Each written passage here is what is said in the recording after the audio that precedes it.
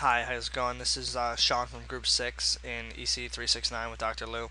Um, we have, my group and I presented on Tuesday, and we didn't have a lot of the stuff we needed. We didn't have any testing done. We didn't have peer-to-peer framework wasn't working at all for us at that point. We hadn't prototyped any media, and we were having trouble with the new app as well. Our new application involved the prototyping of media, and it failed to work quite frequently. We didn't even show it. Now we would obviously we've worked quite hard on that. We've rebuilt the entire peer-to-peer framework that works. We've done all the testing now. We have solid data that's going to be in the report. So those two are going to be in the report, but kind of wanted to give a special demonstration of our new application that involves the prototyping of media, just because might as well. Now this is probably the fifth take of this for me now, so I'm really hoping I get this one right, because my computer keeps giving me little issues on recording the video.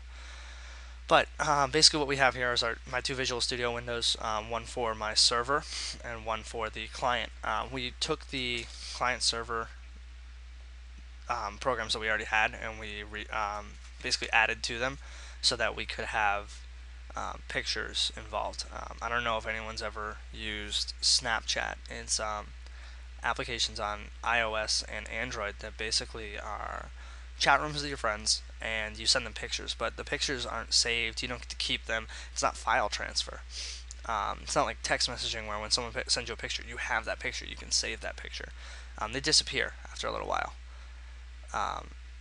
It's kind of interesting. It basically makes it so you can send a picture and the person will never see it again, or something like that. I've never actually used it, nor have, as far as I understand, any of my group mates.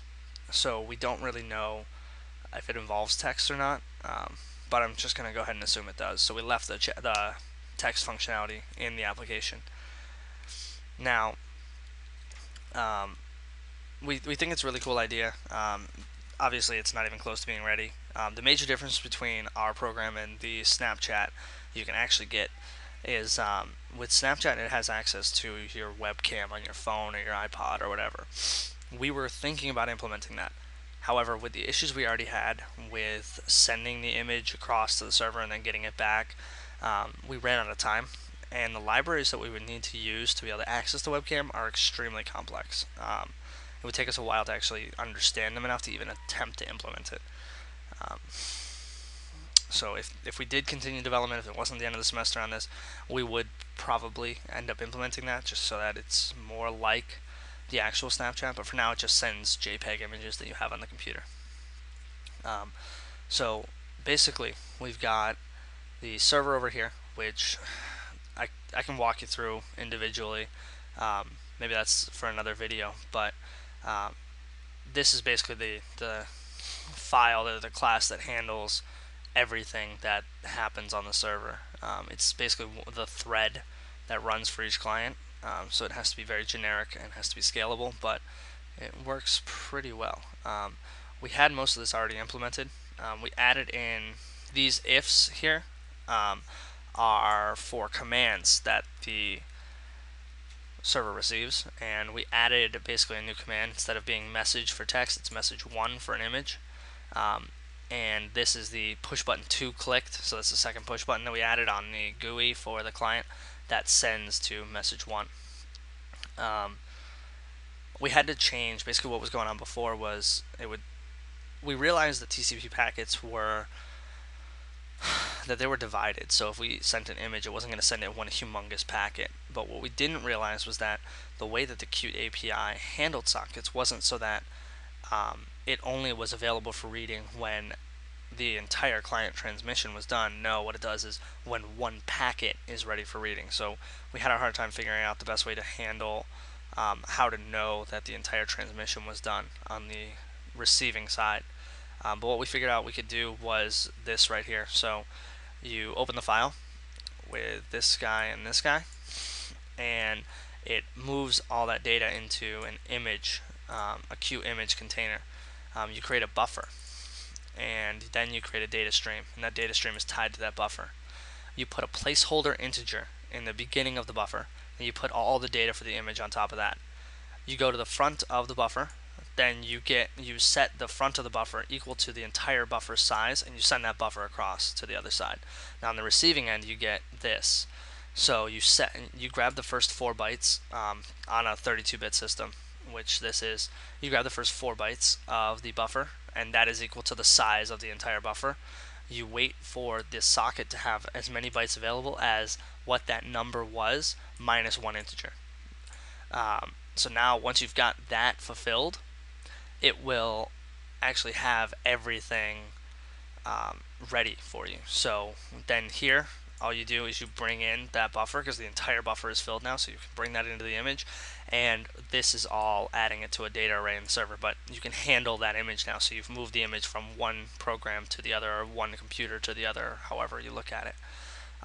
Basically it's from the sender to the receiver. It is fully there. That took a while for us to figure out how to handle that in streams, but we did end up getting it. So what we have is my server and the client. The server, we have a lot of text printing out, like the socket descriptor from the operating system and things, and that was just for when we were writing it. It made a lot of sense for us to know what was being sent in by the client. So now we can still send text. I'm the only client in here, so I'm going to send stuff, and I'm going to end up...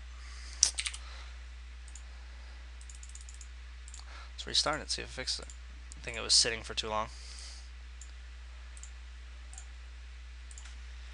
IP address.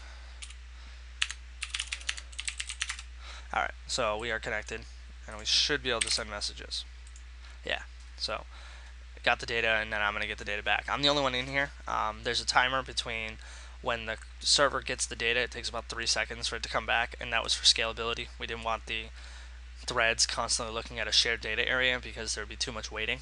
So 3 seconds seemed like a good amount of time for scalability. So if we had more than 10 people in it, it would still work pretty well. So I can send messages. It will show up. This would show up on everyone's screen. I'm the only one connected right now, but it does work. Now when you hit this picture button, it opens up a file dialog. Now in Qt, if I were to compile this code on another type of computer, this is a Windows 7 machine. If I were to compile it on a Windows XP machine, it would look different. If I was to compile it on a Linux machine, it would look like the window manager for that Linux distribution.